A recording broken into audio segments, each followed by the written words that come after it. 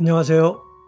지난번 요한복음 14장 1절부터 15절의 영상에 이어 계속되는 오늘 영상인 14장의 두 번째 영상은 드디어 예수님의 성령론이 시작되는 그 첫 구절인 14장 16절부터 마지막 구절인 31절까지의 본문에 대한 영상입니다.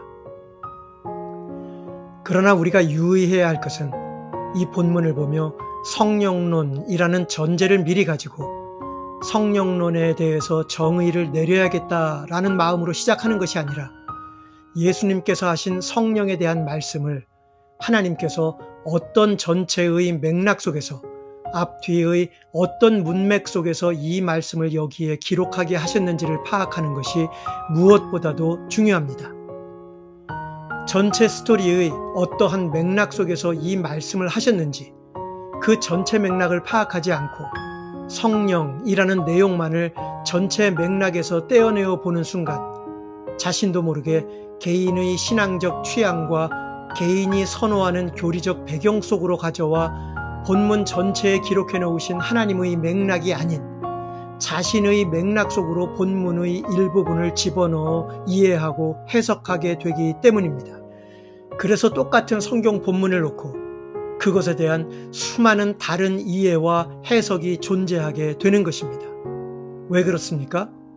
성경을 보고 읽는 각 개인의 신앙적 취향과 선호하는 교리적 배경이 모두 다 다르기 때문입니다. 원저자이신 하나님께서 전체 본문에 담아 놓으신 원래의 맥락 속에서 본문을 보고 읽지 않고 그 원래의 맥락은 무시한 채 부분적인 내용만을 전체 본문에서 따로 떼어내어 자신이 구성해 놓은 자신의 맥락 속으로 가져와 이해하고 해석하기 때문에 이런 일들이 무수히 발생하는 것입니다. 특별히 이 성령에 대한 수많은 이해와 서로 다른 수많은 해석들도 그렇습니다. 그래서 우리는 개인의 신앙적 취향이나 선호하는 교리적 배경을 전제로 본문을 이해하거나 해석하지 않고 하나님께서 성령의 감동으로 하나님의 말씀을 글이라는 언어로 오류 없이 본문에 기록하게 하실 때 하나님께서 우리에게 소통의 방법으로 주신 이 글이라는 언어에 담아 놓으신 기본적이고 객관적인 법칙과 특징들을 사용하셔서 본문의 내용들을 구성하여 기록하게 하시고 그 각각의 내용들이 서로 어떤 흐름, 즉 어떤 맥락을 가지고 하나의 전체 내용으로 연결하고 구성하게 하셔서 이러한 객관적인 특징과 단서들을 근거로 전체 본문을 통해서 우리에게 분명하게 나타내 보이시려는 하나님의 의도와 뜻을 파악하려는데 절대적인 우선순위를 두고 본문을 살펴보는 것입니다. 이것이 오해와 왜곡을 줄이고 방지할 수 있는 유일한 길이기 때문입니다. 그래서 오늘 시작하는 14장 16절부터의 성령에 관한 말씀도 당연히 지난 영상에서 다루었던 전체 맥락을 다시 분명하게 확인하며 시작해야 합니다. 맥락에서 떠나는 순간 내가 원하든 원치 않든 자동적으로 오해와 왜곡 속으로 참여하게 되기 때문입니다. 하나님께서 14장 본문에 담아 놓으신 분명한 맥락이 무엇이었습니까? 바로 11장에서부터 죽은 지 나흘이나 된 나사로를 살리신 사건으로 유대인들에게 엄청난 반응이 일어났고 그러한 유대인들의 뜨거운 환영 속에서 예루살렘에 입성하신 예수님께서 유월절 만찬을 제자들과 하시며 갑자기 제자들의 발을 씻기시고 제자 중 하나가 예수님을 팔 것이라고 말씀하시고 마치 마지막 유언처럼 너희는 서로 사랑하라 라는 새 계명을 주시고 이제 곧 예수님이 어디론가 가신다라고 하시며 지금은 제자들이 따라올 수 없다라고 하시자 베드로가 왜 지금은 따를 수 없나이까? 주를 위하여 내 목숨을 버리겠나이다 라고 단호하게 말하자 베드로가 닭 울기 전에 3번 예수님을 부인할 것이라는 이런 행동과 말씀들을 연이어 보고 들은 제자들이 마음속에 근심하고 있었다는 것입니다. 그래서 그런 제자들에게 너희는 마음에 근심하지 말라라고 14장의 말씀의 시작과 끝부분에 같은 말씀을 반복하셨고, 예수님이 가시는 곳이 아버지께로 가시는 것이며, 예수님이 아버지께로 가시는 것으로 인해 제자들이 마음에 근심하지 말아야 하는 구체적인 이유에 대해서 말씀하신 내용이 14장 내용의 대부분이라는 사실이었습니다. 바로 이것이 14장 전체 내용을 이런 흐름으로, 각각의 내용이 이런 맥락으로 서로 이어져 하나의 전체 본문을 이루도록 기록하게 하셨다는 사실이었습니다. 예수님이 아버지께로 가심으로 인해, 즉 제자들이 지금은 이해하지 못할 비참하고 처절하게 낮아지시는 죽음을, 나무에 달려 하나님께 저주받아 죽는 그런 죽음을 반드시 죽으심으로 아버지의 뜻을 이루시고 아버지께로 돌아가셔야만 비로소 제자들이 그런 예수님이라는 길을 통하여 후에 아버지께로 올 수 있게 되며, 예수님이 반드시 그런 죽음을 죽으시고 아버지께로 가셔야만, 그래야 이런 예수님을 믿는 제자들이 예수님이 하신 일을 제자들도 하며 이보다 큰 것도 하게 되며, 예수님이 반드시 그런 죽음을 죽으시고 아버지께로 가셔야만, 그래야 제자들이 이런 예수님의 이름 안에서 무엇을 구하든지 예수님이 시행하는 그런 결과가 일어나게 되므로, 바로 이런 놀라운 결과들이 예수님께서 반드시 그런 죽음을 죽으심으로 아버지의 뜻을 이루시고 아버지께로 가셔야만 비로소 이루어지는 것이기 때문에, 예수님께서 아버지께로 가신다는 것으로 인해 제자들이 마음에 근심하지 말라고 그 구체적인 이유들을 말씀하신 것이 바로 14장의 전체 내용에 담아 놓으신 분명한 맥락이었다는 사실입니다. 바로 이런 맥락 속에서 제자들이 예수님이 아버지께로 가심으로 인해 마음에 근심하지 말아야 하는 또 한 가지의 이유로 말씀하신 것이 바로 16절부터 26절까지 말씀하신 성령에 대한 말씀인 것입니다. 그러므로 이런 분명한 맥락 속에서 이 분명한 맥락을 벗어나지 않도록 우리도 16절부터 26절까지 기록해 놓으신 본문의 말씀을 함께 살펴보겠습니다. 역시 16절부터 26절의 성령에 관한 말씀도 대부분 미래 시제를 사용하여 말씀하신 공통적인 사실을 보게 됩니다. 이것이 무엇을 의미했습니까? 성령을 보내실 것도 역시 지금 당장이 아닌 어떤 특정한 시점의 미래에 일어날 결과로서 하신 말씀이었다는 것입니다. 이런 결과를 불러일으키는 그 어떤 특정한 시점의 미래가 구체적으로 무엇을 가리키신 말씀이었습니까? 바로 13장에서부터 14장 전체를 관통하고 있는 예수님이 아버지께로 가신다라는 바로 이것이었습니다. 하나님의 아들이신 예수님이 처절하고 비천하게 낮아지셔서 나무에 달려 하나님께 저주받아 죽는 죽음을 죽으심으로 아버지의 뜻을 이루시고 아버지께로 가심으로, 바로 이로 인한 결과로 비로소 예수님께서 아버지께 구하여 제자들에게 성령, 또 다른 보혜사, 다른 돕는 일을 제자들에게 주실 것을 말씀하신 것이었습니다. 그러므로 당연히 이 내용에서 하나님께서 담아 놓으신 가장 큰 무게는 역시 당연히 예수님이 아버지께로 가신다라는 바로 이 중요한 사실에 놓여 있다는 것을 분명히 명심해야 합니다. 그것을 명심한 상태에서 예수님께서 직접 입을 열어 예수님께서 이런 죽음을 죽으시고 아버지께로 가셔서 아버지께 구하셔서 성령을 보내실 것을 말씀하시면서 성경 어디에도 없는 성령에 대한 아주 중요한 말씀을 하십니다. 어떤 말씀을 하시는지 주의 깊게 본문을 살펴보겠습니다. 먼저 또 다른 보혜사, 즉 또 다른 돕는 분인 성령을 너희, 즉 제자들에게 주시는데, 그 주시는 성령에 대해 아주 중요한 첫 번째 내용을 말씀하십니다. 어떤 말씀입니까? 16절입니다. 영원토록 너희와 함께 있게 하실 것이라는 말씀입니다. 저는 진리의 영이라는 말씀은 16장까지 계속 반복되어 나오므로 그때 함께 다루도록 하고, 이 성령을 제자들에게 주셔서 제자들과 영원토록 함께 있게 하시는데, 그 다음 절인 17절에서는 이 진리의 영인 성령을 세상은 능히 받지 못한다는 것입니다. 왜냐하면 이 진리의 영인 성령을 세상은 보지도 못하고 알지도 못하기 때문이라는 것입니다. 그러나 그런 세상과는 반대로 자신들과 영원히 함께 계실 이 성령을 받게 될 제자들은 성령을 안다는 것입니다. 어떻게 제자들이 성령을 안다고 말씀하십니까?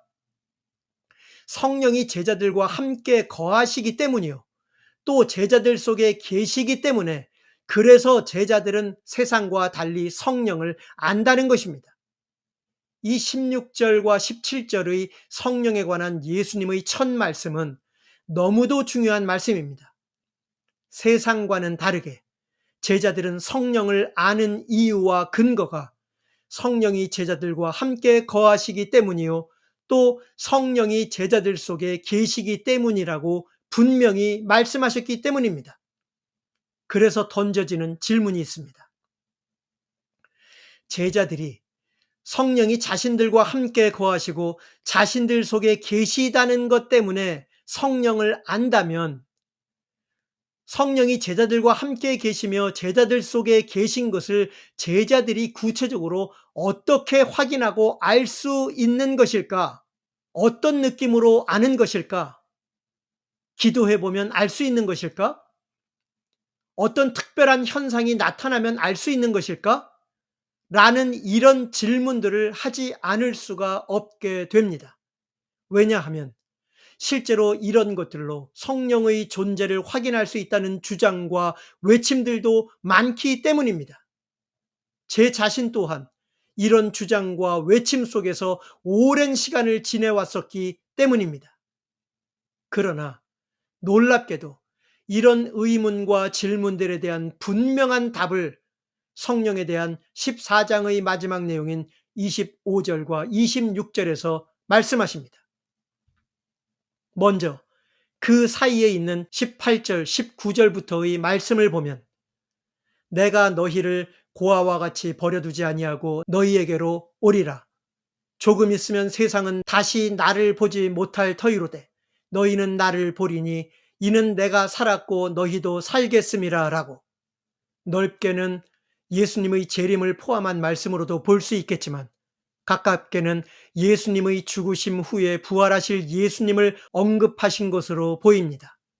그러나 20절에서 말씀하시는 그 날은 예수님께서 그런 죽음을 죽으시고 다시 살아나시고 아버지께로 가시고 성령을 보내시는 바로 그 날을 언급하시는 것으로 보는 것이 문맥상 더 타당해 보입니다. 그 이유는 내가 아버지 안에, 너희가 내 안에, 내가 너희 안에 있는 것을 너희가 알리라 라고 하신 말씀에서 제자들은 7절부터 11절, 특별히 10절과 11절의 말씀을 보면 제자들은 예수님이 아버지 안에 있고 아버지께서 예수님 안에 계신 것을 예수님이 이르신 말씀들을 통하여, 예수님께서 행하신 일, 즉 표적들을 통하여 올바로 알지 못하고 보지 않은 상태였고, 또 예수님이 부활하시고 나서도 그런 제자들의 상태는 큰 변화를 보이지 않았기 때문입니다. 그리고 결정적인 단서는 이제 곧 살펴볼 25절과 26절의 말씀에서 살펴보게 될 것입니다. 이어지는 21절의 말씀은 15절에서 이미 언급하셨던 너희가 나를 사랑하면 나의 계명을 지킬 것이라는 말씀에 대한 반복된 말씀입니다. 여기서 꼭 명심하셔야 하는 아주 중요한 동사가 있는데 바로 지키다라는 동사입니다. 이 지키다라는 동사의 주된 의미는 무엇을 행하다가 아니라 무엇을 보존하다, 보관하여 지킨다라는 의미를 가지고 사용된 동사입니다.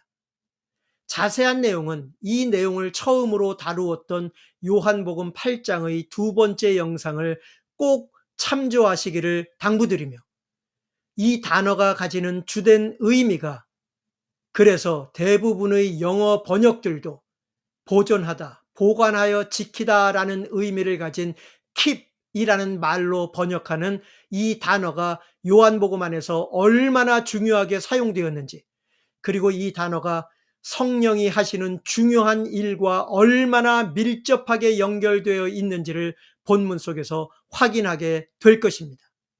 그러나 우리에게 이 지키다라는 단어가 심각하게 오해되어 사용되고 있기 때문에 지금부터는 이 단어를 원래의 의미를 그대로 나타내는, 보존하다, 보관하여 지키다라는 의미를 표현하는 keep이라는 영어 단어로 대체하여 그 원래의 의미가 오해 없이 잘 전달되도록 하겠습니다. 그러니까 21절에 나의 계명을 가지고 keep하는 자라야 나를 사랑하는 자니, 나를 사랑하는 자는 내 아버지께 사랑을 받을 것이요 나도 그를 사랑하여 그에게 나를 나타내리라 라고 말씀하셨고, 가룟 유다가 아닌 다른 유다가 주여 어찌하여 자기를 우리에게는 나타내시고 세상에게는 아니하려 하시나이까 라고 18절 19절에서 하신 예수님의 말씀에 대해 되묻고, 예수님께서 23절과 24절에서 또다시 15절과 21절에서 하신 그 말씀을 또다시 하십니다. 사람이 나를 사랑하면 내 말을 킵하리니 내 아버지께서 저를 사랑하실 것이요 우리가 저에게 와서 거처를 저와 함께 하리라.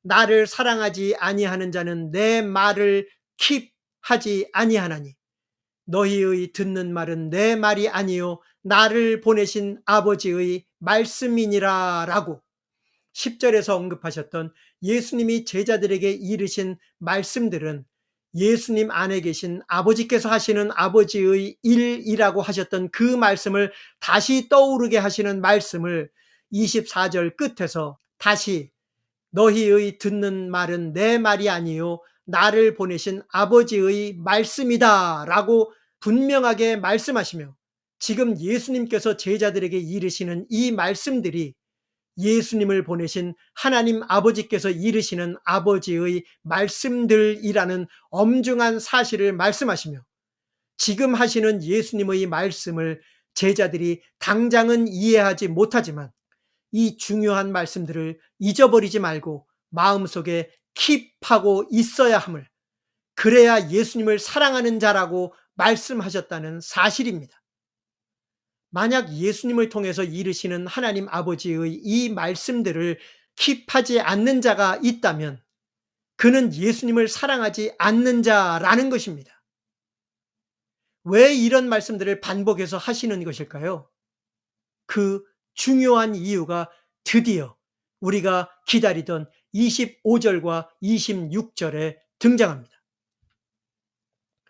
사실 성령에 대한 말씀을 16절과 17절에서만 하시고 얼핏 보기에는 18절부터 24절까지는 성령과는 전혀 상관없는 다른 말씀을 하신 것 같아 보였는데, 그런데 놀랍게도 이어지는 25절과 26절에서 하시는 성령에 대한 말씀을 통해 우리가 비로소 18절부터 24절까지의 내용도 성령과 관련된 말씀이었다는 놀라운 사실을 보게 됩니다.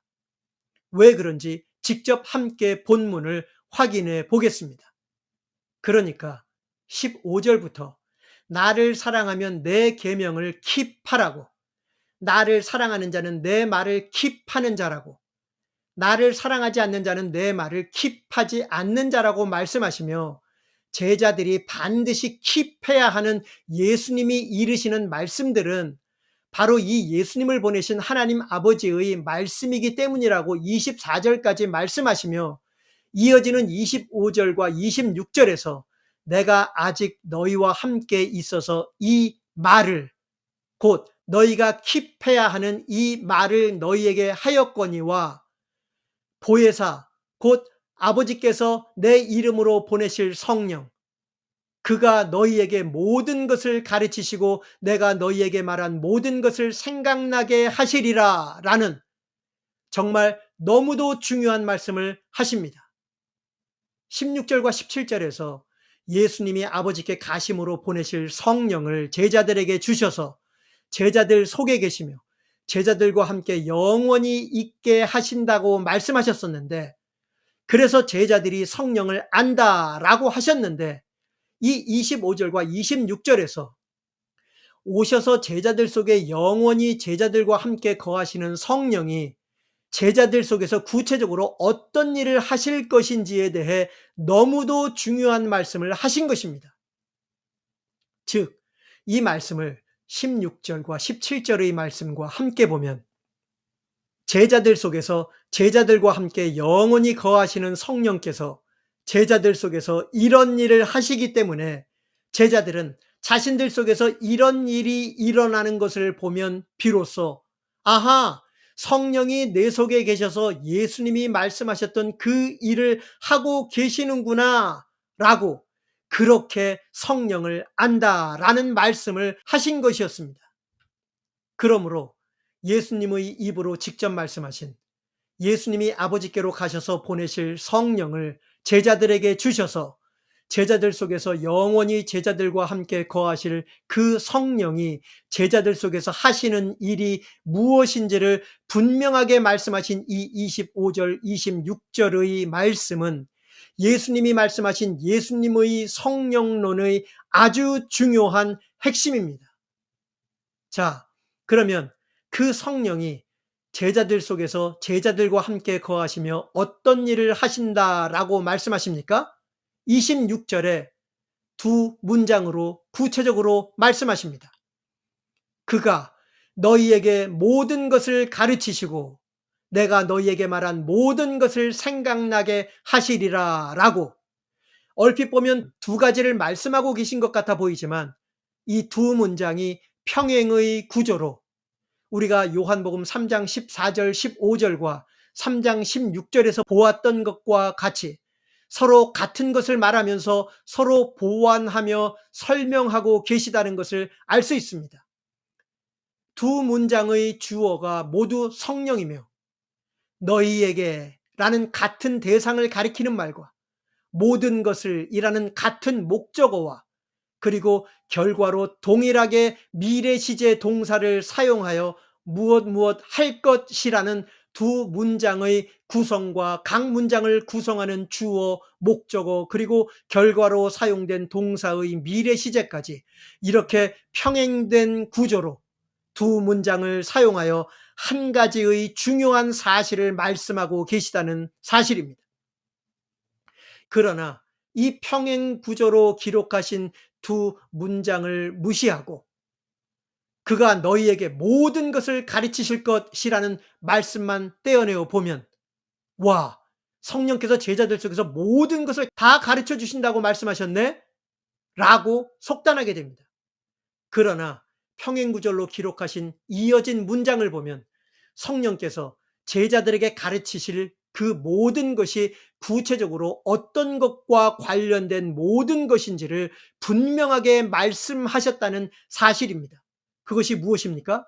바로 성령께서 제자들 속에 거하시며 제자들에게 가르치실 그 모든 것은 바로 내가 너희에게 말한 모든 것이라고, 즉 예수님께서 제자들에게 이르신 모든 말씀들이라고 24절까지의 말씀에 의하면 예수님이 이르신 하나님 아버지의 말씀들을 비록 지금은 제자들이 이해하지 못하지만 성령이 오시면 제자들 속에 거하시며 제자들 속에서 제자들이 그때는 이해하지 못했지만 그러나 마음속에 굳건하게 킵하고 있었던 그 말씀들을 성령이 생각나게 하시고 그 의미와 뜻을 제자들 속에서 가르치실 것, 바로 이 일을 성령이 제자들 속에 영원히 거하시며 제자들 속에서 하실 일이라고 분명하게 말씀하셨다는 사실입니다.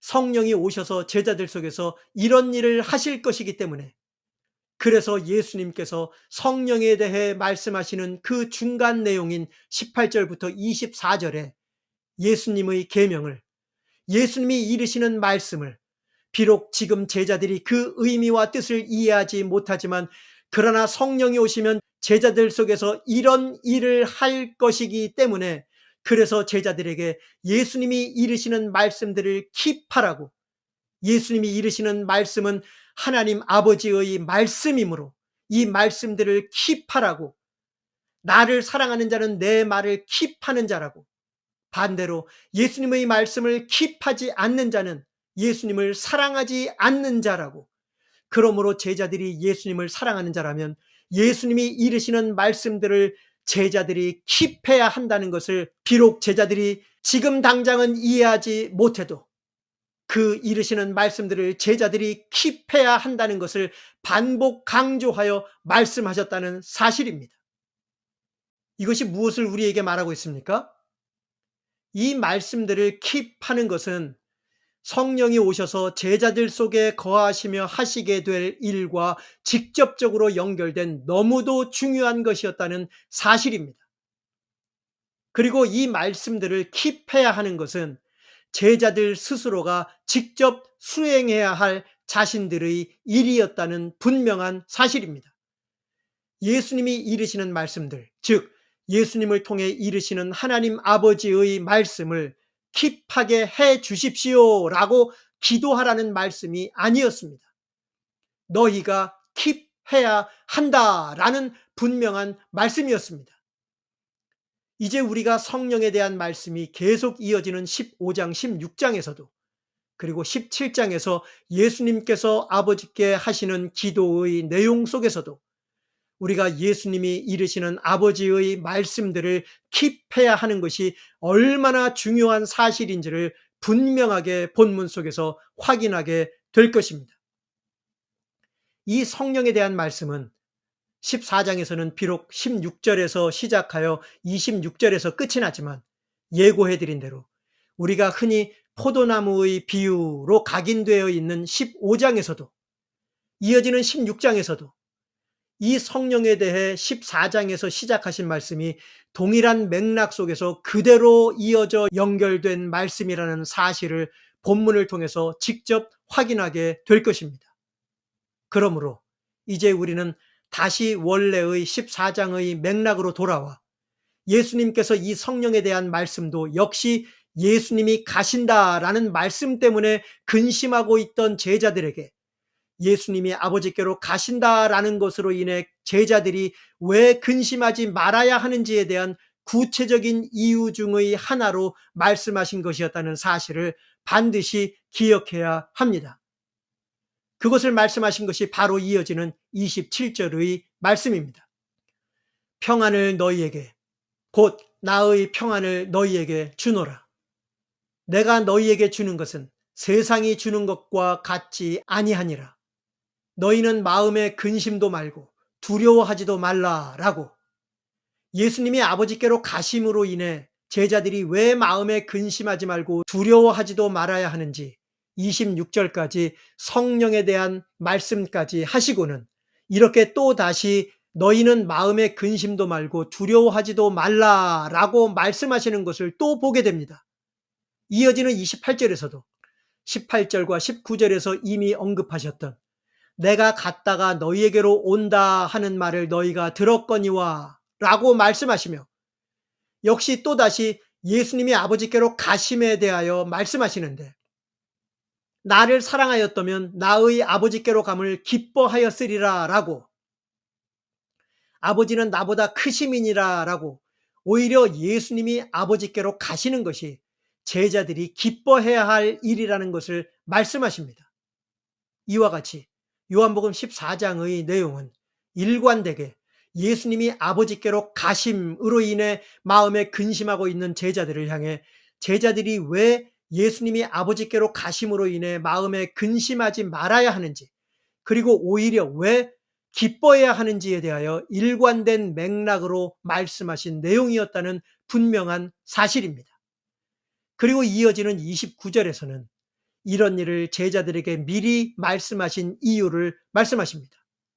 이제 일이 이루기 전에 너희에게 말한 것은 이 일이 이룰 때 너희로 믿게 하려 함이니라 라고, 지금 현재는 제자들이 예수님이 이르시는 말씀들을 이해하지 못하고 알지 못하지만 지금 말씀하시는 이런 일이 이루어질 때 제자들로 하여금 믿게 하시려고 지금 현재 제자들이 전혀 깨닫지 못함에도 불구하고 이렇게 미리 말씀하신다는 것입니다. 그래서 예수님께서 제자들에게 예수님이 이르시는 말씀을 킵하라고 반복해서 말씀하신 것이었고, 성령이 오시면 제자들 속에서 제자들이 킵했던, 제자들이 보존하여 마음속에 굳건히 보관하고 있었던 예수님의 그 말씀들을 생각나게 하며 그 의미와 뜻을 가르치심으로 제자들이 깨닫고 믿게 하신다는 놀라운 말씀을 이 14장에서 일관되게 하신 것이었습니다. 그리고 마지막 내용으로 30절과 31절에서 이제 곧 예수님이 반드시 죽으셔야만 하는 그 처절하고 비참하게 낮아지시는 십자가의 죽으심을 암시하는 말씀을 하시며, 이 죽으심은 세상 임금, 즉 마귀와 관계할 것이 없으며 오직 예수님이 아버지를 사랑하시기 때문에, 그래서 아버지의 명하시는 대로 행하시는 그런 죽으심이라는 사실을 분명히 알리시며, 일어나라, 여기를 떠나자 라는 말씀으로 14장은 끝을 맺습니다. 여러분은 오늘 이 14장 두 번째 내용을 보고 읽고 들으시며 하나님께서 본문에 분명하게 기록해 놓으신 일관된 맥락을 분명히 보셨습니까? 그런 분명한 맥락 속에서 성령에 대한 말씀을 하신 것이었다는 사실도 분명히 보셨습니까? 그리고 그 성령이 오셔서 제자들 속에서 영원히 거하시며 구체적으로 어떤 일을 하신다고 말씀하신 예수님의 말씀도 분명히 보고 들으셨습니까? 그래서 예수님께서 당시 제자들에게 예수님이 이르시는 말씀들을 전혀 깨닫지 못했지만 그 말씀들을 킵해야 한다는 말씀을 반복해서 하시는 것도 분명히 보고 들으셨습니까? 그래서 성령이 오시면 제자들 속에서 제자들이 킵하고 있던 예수님의 말씀들을 생각나게 하시고 가르치심으로 제자들이 당시에는 전혀 깨닫지 못하고 이해하지 못했던 말씀들을 깨닫게 하셔서 믿게 하신다는 말씀도 분명히 보고 들으셨습니까? 성령이 오셔서 제자들 속에 영원히 거하시며 제자들 속에서 바로 이런 일을 하심으로 인해 제자들이 비로소 성령을 안다라고 하신 말씀도 분명히 보고 들으셨습니까? 그래서 제자들이 당장은 이해하지 못하지만 그럼에도 불구하고 왜 제자들이 예수님의 이해하지 못할 말씀들을 킵해야 한다라고 반복해서 말씀하신 것인지도 분명히 보고 들으셨습니까? 여러분은 어떠십니까? 여러분은 이 요한복음을 통하여 이르시는 예수님의 말씀, 예수님을 통해 하시는 아버지의 말씀을 얼마나 이해하셨습니까? 혹시 그 말씀들이 이해가 안 가더라도 그 말씀들을 여러분들 속에 여전히 킵하고 계십니까? 그래서 성령께서 여러분 속에서 그 말씀들을 생각나게 하시며 그 의미와 뜻을 가르쳐 주심으로 깨닫고 믿게 되시는 일들이 여러분 속에서 일어나고 계십니까? 그래서 이렇게 성령께서 여러분 속에서 이런 일을 하심으로 여러분이 비로소 성령을 아시는 일들이 여러분에게 일어나고 있습니까? 저와 여러분 속에서 성령이 예수님이 말씀하신 바로 이런 일을 저와 여러분 속에서 하시도록 요한복음을 통하여 예수님께서 이르시는 하나님 아버지의 말씀들을, 그 말씀들이 비록 이해하기 어려운 말씀들이어도 깨달아지지 않더라도 그럼에도 불구하고 저와 여러분 마음속에 견고하게 킵하는 일들이 계속해서 일어날 수 있기를, 견고하게 그 말씀들을 보존하고 보관하여 우리 마음속에 머물러 있게 하는 일들이 계속해서 일어날 수 있기를 진심으로 기도드리며 여기에서 요한복음 14장 두 번째 영상을 마치겠습니다. 지금까지 온리 바이블 오직 성경이었습니다. 감사합니다.